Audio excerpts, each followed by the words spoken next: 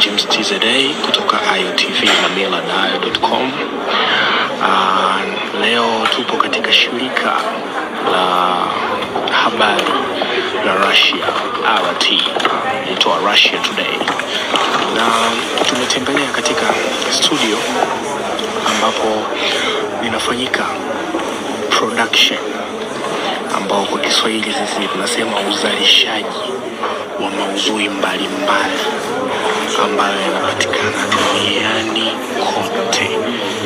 Yani sehemu yoyote ambayo yanapatikana habari duniani inatumwa hapa, then inapelekwa katika TV ya taifa moja kwa moja. Na kama ambavyo unaona kwenye video, watu wako kazini, watu wanaendelea na kazi, watu wako kazini wanaendelea na kazi. Kama ambavyo unaona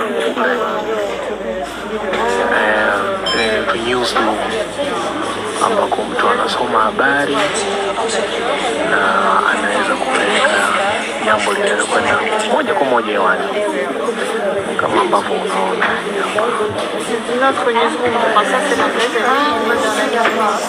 Ni kitu fulani hivi ambacho ni cha tofauti sana na nime experience katika career yangu ya kutoka nimeanza kufanya habari. Hii ni experience yangu nyingine ambayo nimeipata, ambayo ni nzuri na ni kubwa.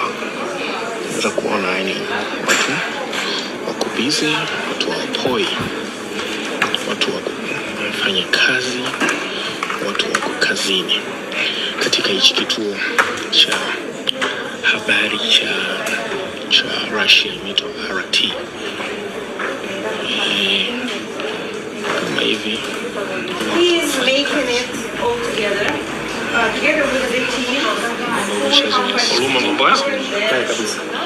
So each studio, we have 7 studios of the same type in our headquarters. So each studio has so amazing.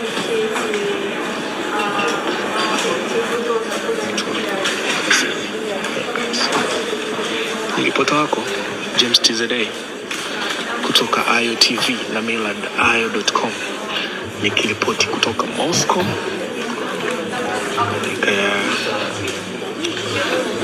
katika nchi ya Russia. Yeah.